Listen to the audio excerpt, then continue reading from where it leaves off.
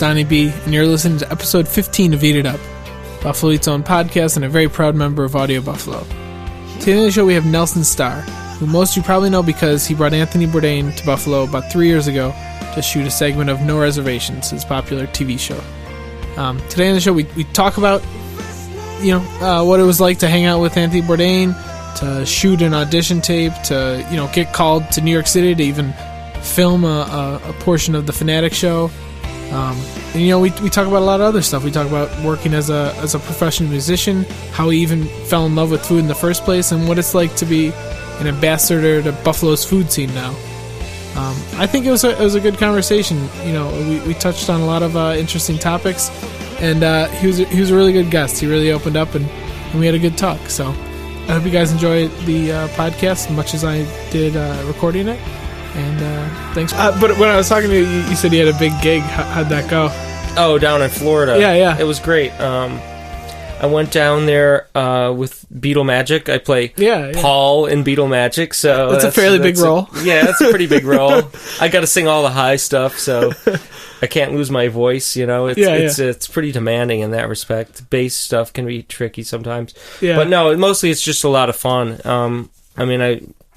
I've been a Beatles fan since I was so big, and so there's nothing really more sort of like intrinsically, just printed onto my brain than the Beatles stuff. Most of the time I don't have to think about it too much. I just kind of play it. Nice. So it's nice.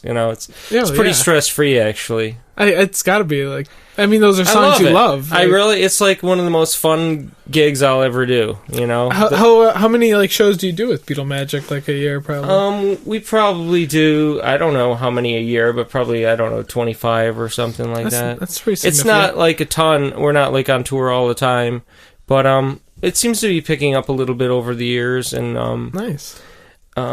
So we may be doing more. We're really gaining a reputation. Like when people see us, they tell their friends, and they try and have us back. Like we get a lot of repeat business and stuff like that. It's awesome, but it's also like pretty easy because who doesn't like the Beatles? So It's like almost instantaneously successful if you don't suck at it, and we're pretty good at it. Our John guy is really amazing, and so it's like it's just always going to be good because the Beatles never go out of style. Exactly, all that. Is it a bunch of Buffalo guys, or is it all different? It's guys from Western New York. Yeah, nice. Definitely. Nice. You guys have the whole outfits too and everything. It's not just... Yes, we wear wigs. We have a early black suit that we just got custom made. Believe it or not, there's places that make just Beatles clothes and stuff. So we ordered the exact outfits from... I guess it's the Ed Sullivan outfit. Oh, okay. It's a black suit. It doesn't even... The pants... Here's some curious notes. The pants don't even have front pockets. Really? No front pockets at all. And the lapels point in the opposite direction on the coat. You never see anything like that. And they're very short. The coat doesn't really go down like a normal coat does. It's a lot shorter on the bottom. I don't know. It's very interesting. That's some pretty attention to detail type of stuff there. But I guess if diehard Beatles fans, they would almost pick up on some of that stuff. Just audio geeks, Beatles geeks. They're even worse. There's no one geekier than Beatles fans. They love that kind of detail about these things. I thought I was a Beatle fan until I ran into some of these people who are just so crazy with it. I just can't go to quite that level. I love the music, but at a certain point, it's do I really need to know, what kind of knobs they had on their guitars and blah blah blah. Wow. But I love it, so it's fun. That's awesome. Definitely an important facet of what I'm doing, and for income and just for career wise. So you're pretty much a full-time musician, right? That's your full-time gig. So what else? Are you playing just solo shows? Mostly not. I mostly play in Beatle Magic and then another cover band, Party Squad.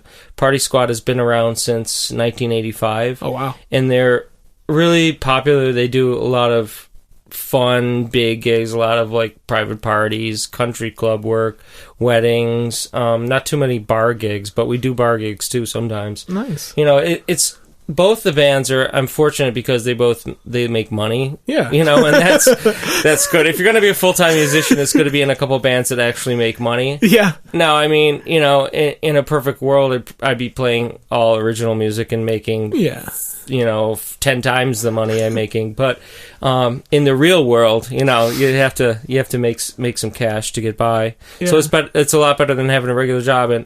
And for all the bad press that cover bands get, it's a lot of fun. And we, in both bands, we really try and transcend just the, like, you know, how can I put it? In a lot of cover bands, you know, the set list is the same every time, and you play the songs the same every time. And it's not real improvisatory. But what we do, we improvise a lot, and especially in Party Squad, we it's like every gig is completely different, and we just call songs on the fly, take requests. That's awesome. We goof around a lot, so it's very spontaneous and pretty artful, you know. Yeah. So I like that, but yeah, I mean, apart from that, I do other, you know, strictly creative things, and then you know, I've had a strange history in the music business. If you want to get into that, we can. Sure. We could go on and on about that. Well, how long have you been in the music business? I mean, I'm assuming since a young age. Yeah, well, I started playing music when I was, I guess, 8. And I got pretty serious about it when I was in junior high. Yes, it was junior high, not middle school. That's how ancient I am. In high school, you know, it was a pretty big identity for me. But I mean, as far as being professional with it, you know, out of college, I got my first job for a couple of years working at a record store, and then when that ended, I just became a full-time musician because I started teaching music at a store, and then started playing as many gigs as I could. But that really took off quite honestly, about 2000, I started really making a lot more money playing music. Was it just like a conscious effort on your part to just go out there more, or just work things? I started playing cover music, but before that, I was, you know, one of those indie snobs only playing original music, making no money, and just teaching to make money, teaching lessons and stuff. Yeah. And that was okay, but I mean, once I started doing cover stuff on top of the more creative original stuff, that really supplemented my income a lot, you know. Oh yeah. So, and that's allowed me a certain amount of freedom also, so it's mostly a good thing. For a while, I was really tied down to Party Squad for a while, but now it's a little bit loosened up, so you know, it's kind of a nice situation because I can do a lot of different things. Nice. Some speculative stuff. I produce people. I write music. I've done jingles. I've done music for television. I've done some independent films. I've been on a couple TV shows, you know, even with the music, you know, people don't know, but I was even on America's Got Talent for a little while, but nice. So, you know, it's crazy. I just do all sorts of crazy stuff. That's awesome. But, I mean, you get to play music for a living. Yeah, it's great, and you never know where it's going to lead. I can't even remember half of the stuff I've done, you know, big and small and, you know, everywhere in between. So. Yeah. So, I guess to transition a little bit, when did you become interested in food in general? I mean, I've known you mostly because of your interest in Buffalo's restaurant scene and things like that. But like, have you been a foodie since? Yeah, I really haven't. Like, I guess my interest in food really started when when I just, you know, was in college and I had to cook for myself. But that was pretty basic and bad. Then when I got out of college, you know, I lived in apartments. I really never moved home for more than, you know, I guess 1 year I lived at home, but for the most part I was out, you know, always with girlfriends or whatever. And, excuse me, the beer is getting to me. That's right. And so, you know, I'd always be the cook because I took to it because it's a creative pursuit, much like music. I also like art. I like writing. I like poetry even, so cooking was just I just viewed it as another art form. Now, I didn't really know a damn thing about it, so a lot of my creations were pretty haphazard, and I've always sort of, even to this day, sort of worked off of the concept of what's in the pantry, what's in the kitchen. Gotta cook. What can I do? Yeah, what can you do with the ingredients you have? And I think that's a really fun thing. If I had the luxury of, working off of recipes and going out and buying food all the time, Oh, yeah. But I sort of know the staples that I like to cook, and, I gradually evolve and do different things with it. But, so I've always been into cooking, and that was the initial thing that got me interested in food. So, and then, as I got better at it, I got more and more interested. And one of the things that really kind of accelerated it was when I sort of discovered Indian cuisine. Oh. Which to me, I found to be the most exotic food that I had ever tasted. This was decades ago or whatever. But at the time, I suppose sushi too, but I didn't really try and emulate that. Yeah, that's I found that interesting and exotic, but I didn't want to touch that. But Indian food, I really, really thought, wow, how do they do this? How are they able to concoct these kind of tastes that are so much more exotic and inspiring in many ways? So I sort of set about, that was, I guess, my first food quest to sort of understand more about what's going on. And so I read on it and looked at recipes and then basically got a huge spice rack of the right stuff, seeds, and started grinding them and toasting them and really trying to learn how to cook it. And that's serious. And a lot of trial and error, and a lot of it was sort of experimental too. So should I do it in a frying pan? Should I do it in a crock pot? Should I do it in the oven? And you find out that each one leads to different things, and how long do I need to cook it and stuff like that. So I really learned by a lot of trial and error, and I'm still not that great at it, but I finally gotten pretty decent. And nice. And so that really taught me a lot. I think anytime you sort of aim to do something proper, rather than just farting around, you're gonna finally get some technique down, and some knowledge, and also it opens you up to a lot of spices and ingredients that you'd never come across otherwise. So that's a kind of a big vocabulary when you want to tackle that. So anyway, from there, then that gave me more confidence to try all sorts of different things. Yeah. I'm very ingredient driven, and I love the condiments and anything like that, Yeah. Like I'll go to Premier or Wegmans and see what looks interesting and try and see if I can do something with it, Nice. They always, if I get some spices, I taste them raw and what is this, where do I think this would work? So I'm kind of a spice junkie. Oh, really? And that goes back, again, to the Indian food because, I want to see what can go with what and try different things. Do you have a pretty impressive selection? Yeah, I have a lot, actually. Yeah, I do. So it all comes from me being interested in food. And then I guess the next step was food television. I realized, hey, there's these great chefs out there, and they have TV shows, and I can watch it, and I can learn a lot that way. Yeah. And apart from reading and all the boring ways to learn, you can get on the TV and entertain oneself while you're laying on the couch, or being a lazy sloth, or drinking beer or whatnot.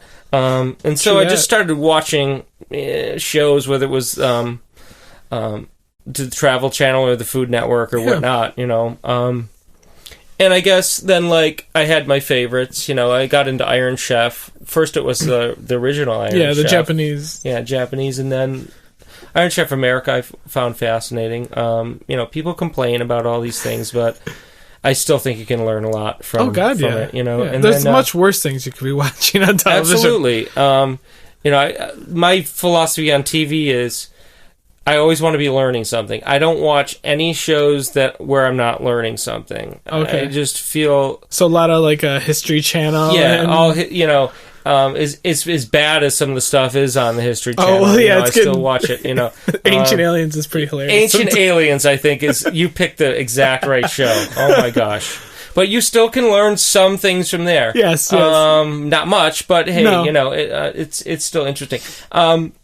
My wife is a self-proclaimed junkie of that show. Oh, is she? Yeah, I watch it. I have to admit, I tape it. But it's almost a point now. It's like hairdo, you know. It's almost like, what will they try to say is aliens next? Everything is aliens. I mean, there's not a thing in human history that isn't due to alien intervention. Exactly.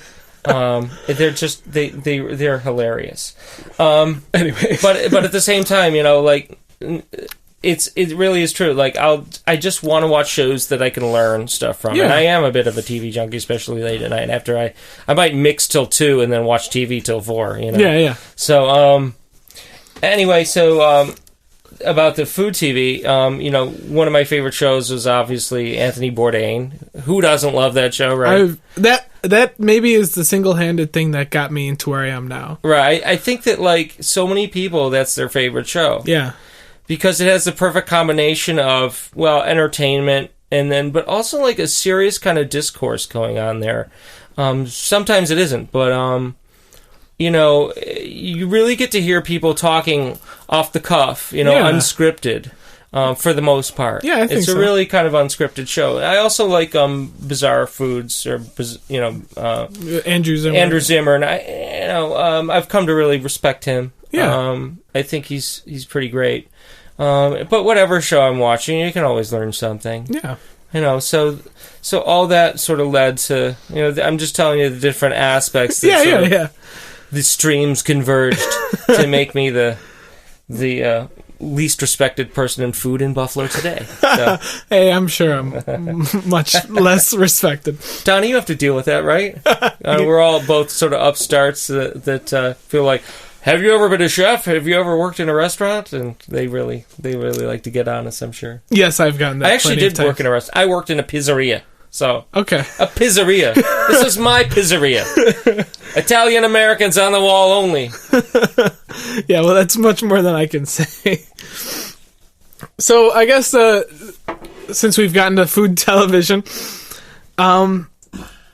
whose idea was it to create the audition tapes for No Reservation? Well, I guess that was mine, but it really was just a complete lark. Like, we had no master plan, no grand scheme at all. And I really have to credit any success that I've had to John Padgett, my ne'er-do-well collaborator. He's a very talented. He's the talented one. I'm just sort of insistent and obnoxious. But what happened was, do you want me to go through that? You want sure, the whole genesis of that whole thing? Yeah.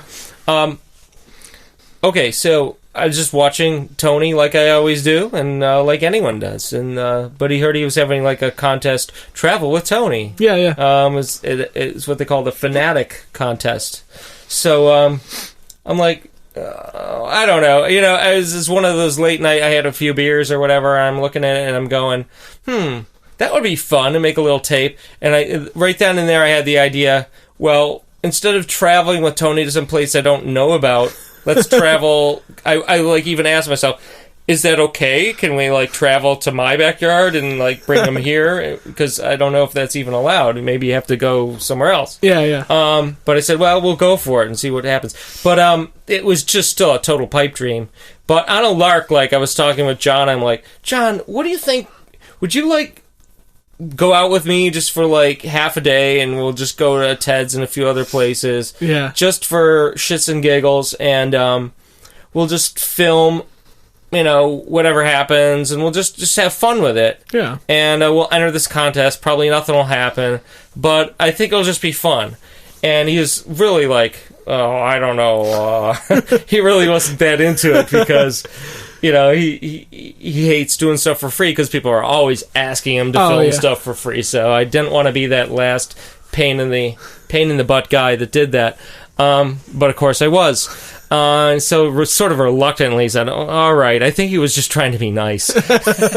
So then the day that we sort of said we'll go do it, it was snowing out really bad, it was like a snowstorm, and we almost canceled. But I think he and I both were like, well, at least it'll look cool in the video. Yeah. So we went out, and I think the day of, I called Ted's to see if we could just come in there and film, and we got some sort of permission. And I think it was his idea to go to Ulrich's, and I can't remember if I called or whatnot, but I mean, it was real off the cuff. It was like the day of that we just put in a call, and they're like, they were kind of hesitant, but they were like, okay, I guess so. Yeah.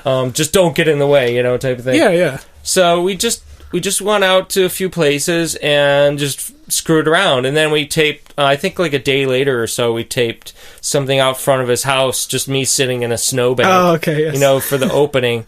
And then at Anchor Bar, I skidded across the parking lot, and I didn't actually wear the boots the shoot, but I took off my whatever boots I was wearing and put on these sort of boots that look like Tony's and skid across the parking lot. That was the only concept I had besides just screw around, And so we taped that, and that was kind of fun. And then at the end, when we got it together, I just recorded a little soundtrack that also was like a takeoff on his theme. It was all meant in good fun, and just to be funny. It came across like that. It came almost like an homage to it was. We were trying to do an homage, and so we just sent it in, and we figured nothing would happen. Yeah.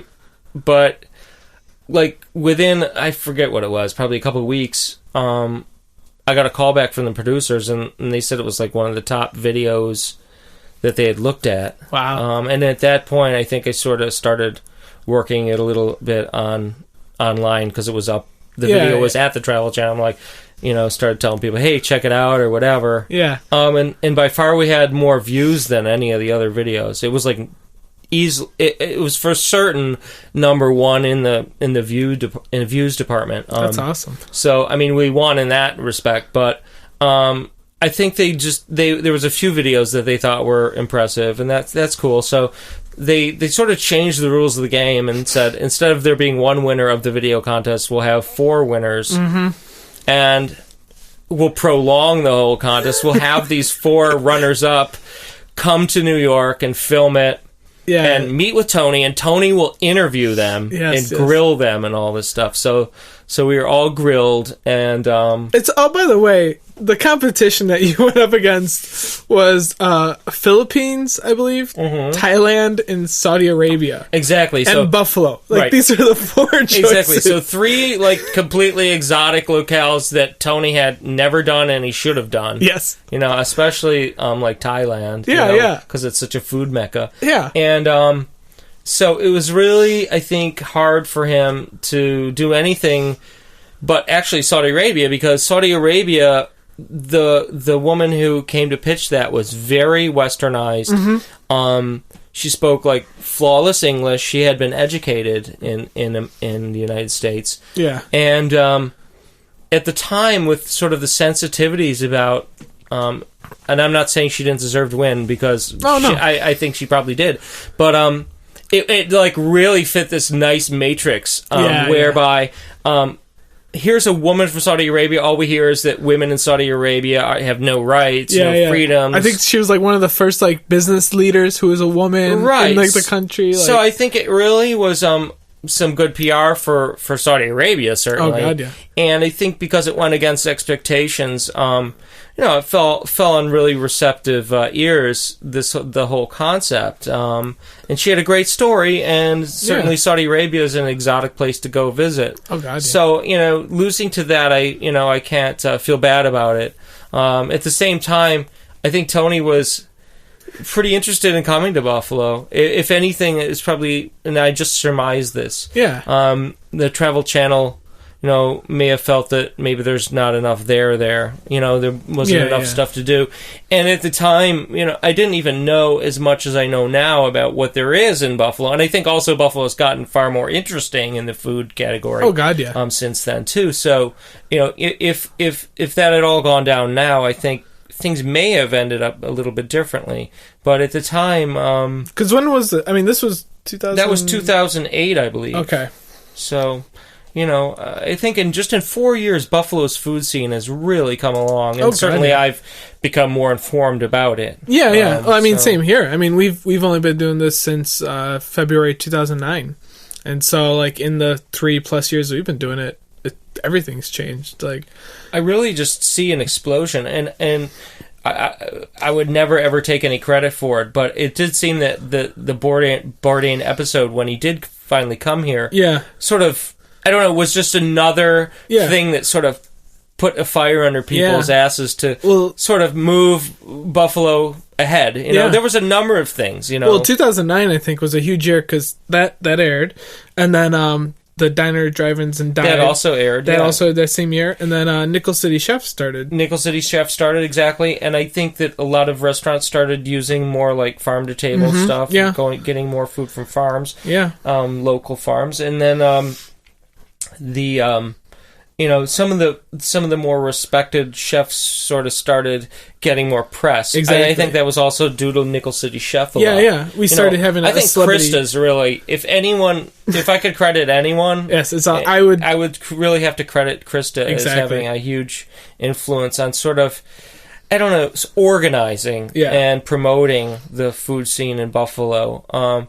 Because I think it's always been good, but I think that it's been a little bit divergent and sort of it needed to be tied together and put a bow on it, you know. And I think she's managed to do that better than anyone. Yeah, she's the queen. I couldn't say enough good things about her. So I agree. I hope she's going to listen to this. Hey guys, just want to jump in here and tell you about 2 other Audio Buffalo sponsors. The first one is NOCO. Head to NOCO.com/podcast and find out how you can get $20 in Sabres Bucks. And VIPseats.com. Get your tickets at VIP Seats. Head over to VIPseats.com or call 1-800-371-6323 for all your ticket needs. And now, back to the show. So, how long after you met Tony till you found out that they weren't going to do the Buffalo episode? Yeah, at least that specific. That was sort time. of tough. I think it was a couple months after we did the first episode, which actually became the Saudi Arabia episode. Yes, yeah. In the Saudi Arabia episode, we went to New York and were interviewed by Tony. And how long was that interview? It was pretty long. It was about 15 minutes, 20 minutes. But on the show, it probably ended up being 30 seconds or something. Yeah. And so half of that Saudi Arabia show, well, I'm sure it wasn't half. I think just one. I think the first first commercial break was dedicated to just the interviews and the Fanatic contest. Yeah. And then the next 45 minutes were dedicated to the winner of the winner. So that's when he went to Saudi Arabia. Yeah. So that was that episode, and that kind of closed that chapter. But when we met Tony, all the runners up, the 3 other runners up who didn't ultimately win the Fanatic contest, he kind of hinted that he liked all of us, and he said, I think he was thinking, and maybe the producers were thinking too, that, well, these are all places we need to go to anyway, with the exception of Buffalo. So we'll get to that. Right, yeah. When we go to them, let's just include the Fanatic. It has some follow through and some, it builds the drama a little bit again. You know, like in TV, anything to build a bit of a storyline. That's a good thing. So that was great. So they all got a full hour show, whereas I only got a 15-minute show because Buffalo could only warrant being as a part of a Rust Belt episode. Yes. We're only worthy of 15 minutes. It just added to our underdog mentality we here. get kicked in the teeth a little bit. No, I can't look at it. I can't look at it as negative at all. It was just such a positive. Sure, I would have liked to had an hour, and I think Buffalo, again, hearkening back to what I was just talking about. I mean, I think Buffalo could, especially now, do a full hour. I think it'd be brilliant.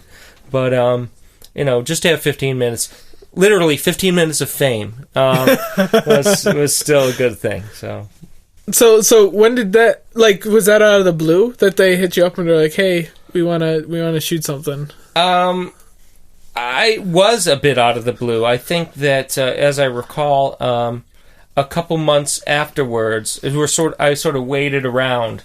was in the ether and it had been talked about, but I wasn't sure if it would really come to pass because, like anything else, these are fickle ideas and they can come and go, and an executive producer at the Travel Channel or whatever could just nix it like that. Yeah. But luckily, and I think this is probably a credit to Tony, Tony's over the years built, this is, again, I just surmise this. I'm not speaking on the record about anything I have hidden knowledge about. Yeah. But I've just surmised that Tony has a good deal of more power than a lot of hosts may have on his show because he's built it over the years. And I think he's even said that he probably has the most creative leeway than anyone else. Exactly. So I think that if anyone, I'd have to credit Tony with following through on the idea. And so after a few months of biting my nails a little bit, when they said they wanted to come to Buffalo and do the show, it was really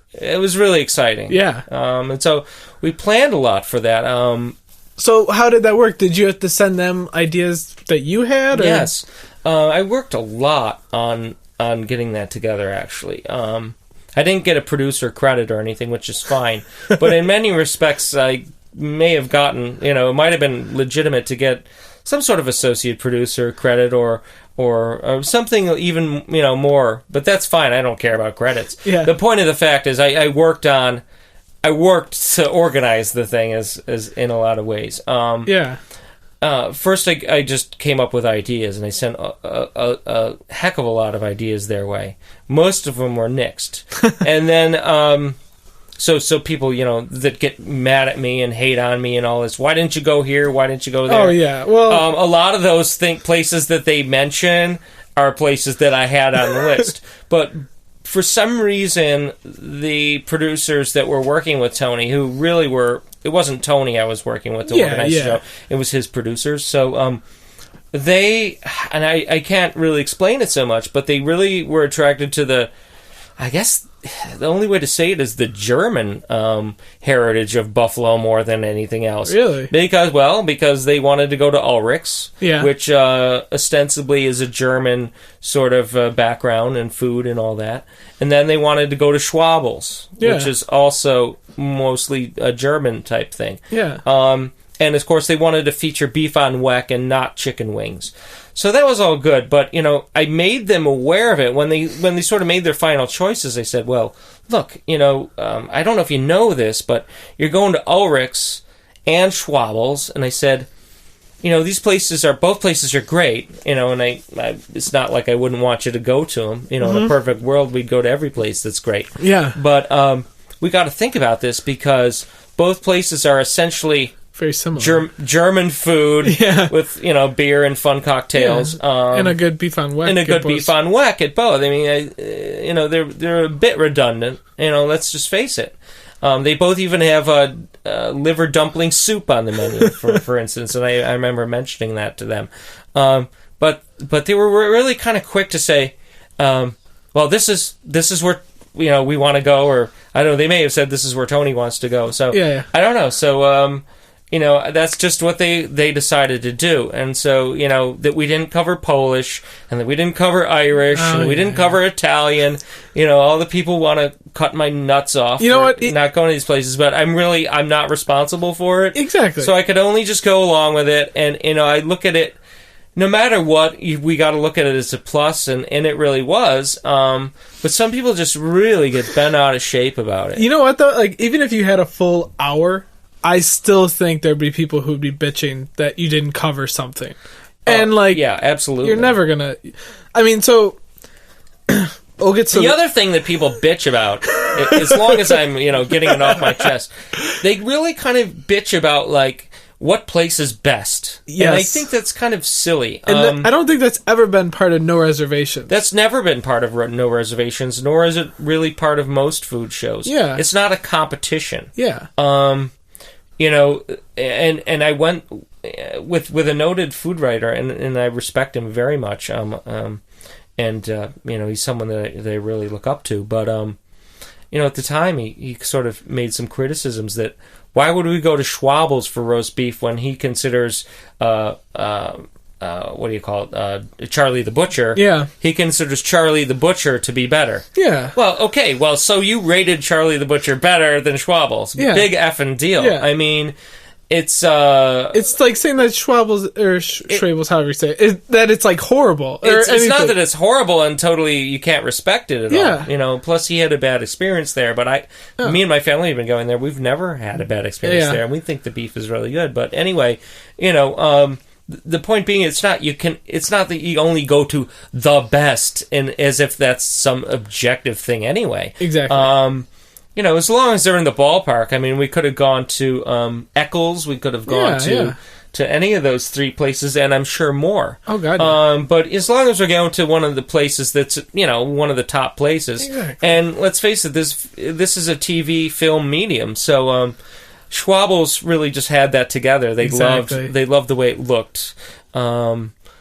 I believe, did we do some filming beforehand there? Yeah, for something. I can't even remember now. But I think they saw some footage. They just loved the way it looked. So, this is the way it is. And you can't please everybody. So, but I have no regrets. Yeah. In addition to No Reservations. Nice.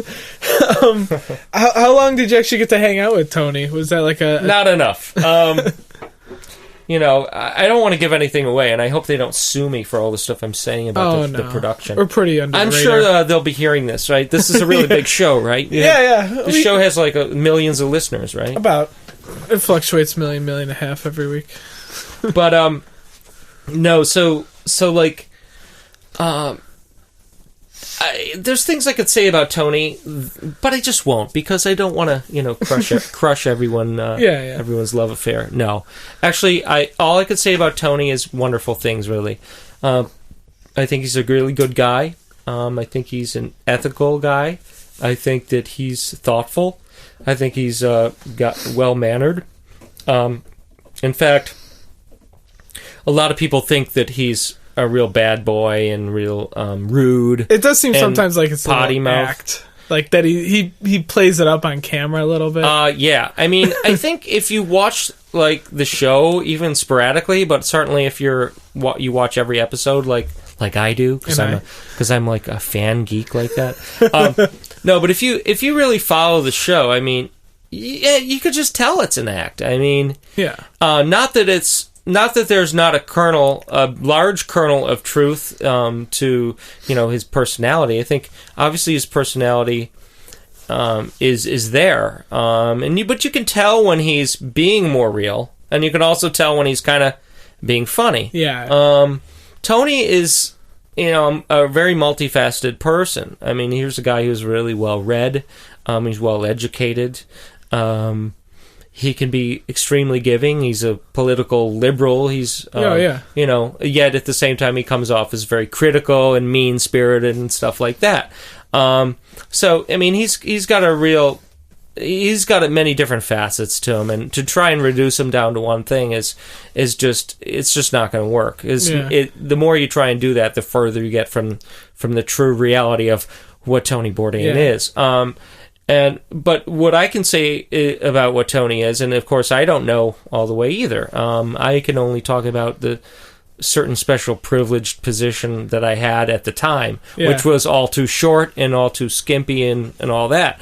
So I'm really no expert. I probably get more off the show actually than I did from being on the show. But at the same time, there's a couple things I gleaned from it, and I guess I'll share that. But the first thing I'd say is when Tony's on camera, he's a little bit different than when he's off camera. Okay. It's a tough job, and it requires a lot of energy. So when the cameras are rolling, Tony knows it's his job to be on, and he's got it. His on button is on all the time, because they're kind of panning for gold. Yeah. In that kind of reality-ish TV medium, they're trying to find magical moments. It's very unscripted. Some shows are far more scripted, but Tony's show is a lot less scripted. And that's why it ends up being so great, actually. Yeah. Because it is so unscripted, and you know, anything that they miss, they take care of in voiceovers. Yeah. But they try and, you know, just keep it real experiential and off the cuff, and just make it what he said when he's there. And the whole point is he's very spontaneous, and he's also a born comedian. I think people don't realize how much comedy he's outputting the whole time he's on the show. But when you hang out with him doing the show, it's like total comedy hour the whole time. That's awesome. He's outputting tons of comedy. And the thing is, he's a born comedian. He's naturally funny. So it's not like he's trying and he's not funny, like I do when I do my show. I'm actually not that funny. But when Tony's doing it, he is freaking hysterical. He could have been a comedian on the stage given a routine, I swear. And I think you can pick that humor up in his writing too. Like, absolutely. I mean, he's just such a smart guy, and he's so quick-witted. His brain moves at 1,000,000 miles an hour. And he can reference different things. Sometimes he's over people's heads. Yeah. But for the most part, he's just so damn funny, and he's got great instincts, and it's really right there all the time. And when I say, when the cameras are rolling, that's on, and he delivers. You know, that's why he's collecting the big paycheck, I guess. Yeah. But he deserves everything he's got, because he's really good, and I got a chance to see that firsthand. And that's part of his success, though, is that he is such a comedian. Now, when the cameras are off, he's burnt out, I bet, you know, and he's got a lot of writing and stuff to do. He's got a big schedule. He works a long day, he works hard, and he also drinks hard.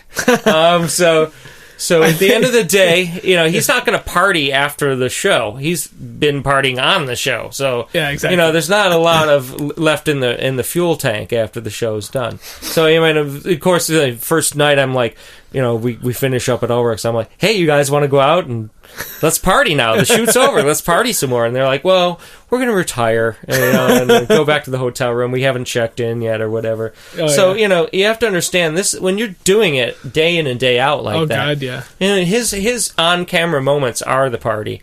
And at the end of the day, when the shooting's over, you know, he retires to his room or whatever. He might do something else, but it's not like the party continues the way it is on the show. It can't. It can't. Yeah. You know, otherwise he'd be dead by now. And like he told me, he gets up in the morning and does his writing. You know, so he's got a lot of writing to do, whether it's blogs or whether he's working on a book, which he pretty much always is. So yeah, he's pretty steady with this. Yeah. So I mean, you know, this is just the insight that I saw. I just saw a little slice of his life and the way the show's produced. And these are some things I glean from it, but you know, I'm certainly no expert. It's a lucky position, though. A very enviable. Yeah, it was cool. I mean, yeah, I know that a lot of people would like almost kill to have just been in his presence, to hang out with him, to sit there and eat with him, to be on camera. I know, so I feel really lucky about it. And I guess before I was on the show, and before I even knew that any of that would happen, I would have never in a million years thought I'd ever be on it. It was not a quest of mine to be on the show. I never ever thought that would happen. But just by absolute quirk, it did happen. So, you know, I just have to chalk it up to something really fun and a great experience, and I'll cherish it forever. At the same time, I tried to use it as a little bit of a springboard, not just for myself, but for Buffalo too. I felt a little bit of a responsibility to carry it forward, and you know, let's keep the ball rolling. You know? I think you definitely have. I mean, when I first met you, it was because I'd seen your videos, the True Blue Buffalo videos that you made, which are kind of made right before I think the episode aired. That's right. And I remember being incredibly nervous because I had watched your videos and I knew that you hung out with Anthony, and I was super excited. It was right when we started Buffalo Eats, like maybe 4 months after. So I was like super fresh, probably still have no idea what I was doing. And but like since then, I mean, you've done work with Visit Buffalo, Visit Buffalo Niagara. Yeah, Visit Buffalo Niagara. Really kind of the Convention and Visitors Bureau sort of rebranded as as that, and I mean, you've been making these videos which spotlight like food and downtown and drinking. I mean, right? How have you enjoyed kind of stepping into that, I guess I could say ambassador role for like... Again, it's like nothing I ever thought would happen.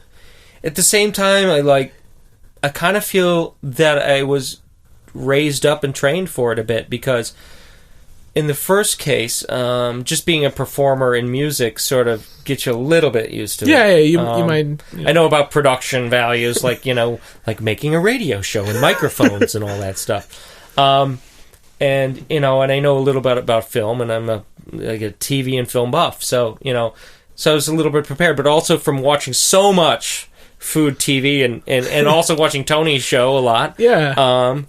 And then being on it, it's definitely an education. So once you kind of go through that sort of school, if you will, sort of ready to make some videos, why not? Yeah. It's not like it came out of nowhere, but I never thought that would ever happen. Yeah. But why not do it? And people were urging me to do it. I guess since I made the first video, I was really an idiot savant, because I really didn't know anything about it, but I just went for it. Yeah. Probably the beer that we had, loosened me up. But other than that, it's kind of my first experience doing anything like that, and it wasn't too bad. So I guess people were, also asking me, hey, do more videos, Yeah. And so I went for it. And, of course, at first we made absolutely $0 doing it. We were just doing it for the love of doing it. Yeah. And then finally I got sort of a little bit of a paying gig with Visit Buffalo Niagara. And that's gone pretty well. Those videos are they look amazing, and I think you visited some really good places in all of them. Yeah, I'd love to do more food, and we're going to do more food. Awesome. But at the same time, there's other things in Buffalo that people want to know about too. You know what? The Sportsman Tavern one that I just saw pretty recently, I'd heard about that place, but I actually never knew that it was that nice. Oh, really? I had heard people tell me, oh, they've put all this money into it, it looks gorgeous now. But when I watched your video, I was like, I really need to go there. Isn't that weird? We all think that we all know, different cool places, but each one of us has places we've never been to, whether it's a restaurant or a club or music place. Hell, I had never had a steak sandwich at the Pink until I saw the part 2 of your video, yeah. and I told my friend, I was like, we have to go and do this next weekend. Right. These are the things, and I'm the same way. If I went to New York, and I try and save all the New York episodes of No Reservations and Bizarre Food and whatever else show that I like. The Layover, even anything. Yeah, just to keep a list of cool places to go when I'm in New York, and you can't possibly know them all. And even in Buffalo, you can't possibly know every cool place. Yeah. So I think video is a nice medium where you, just by looking at things, you can get more out of it almost than reading. I think video is a really special format like that, and so I think it's really cool to be making video. I could call it film, right? Yeah, you could. Why not? No, it's a high def video, but it's. I think it just communicates a lot of things. Picture paints 1,000 words. That's not it. That's not the quote. A picture's worth 1,000 words. Something like that, right? Sure. I think that it tells a great story. So if you're making videos about food, it's you can almost taste it, but not exactly. All right. Well, I think we actually spanned everything. Is that? Did we go through the time here? I think so. Yeah. Wow. Is there anything in big that we should know that's coming up that we can pimp? Let me think about it. Any gigs or? Not really. I got some stuff that I am doing, but it's on the hush. Can't really talk about it. All right. So just look in general. It may not happen, but it may happen.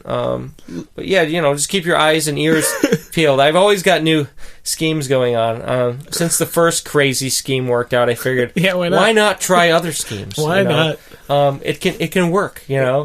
That's the one thing I learned is take a big chance once in a while, because you never know, it actually might work. Before that, I certainly was not the big risk taker. So awesome. it was fun to learn from that. That's for sure. Awesome. Well, Nelson, thank you so much for coming down here. I really appreciate it. Oh, thanks for having me. It was a blast. And the beer is pretty good, too. And I haven't had much beer lately. So. Thanks again. Cheers.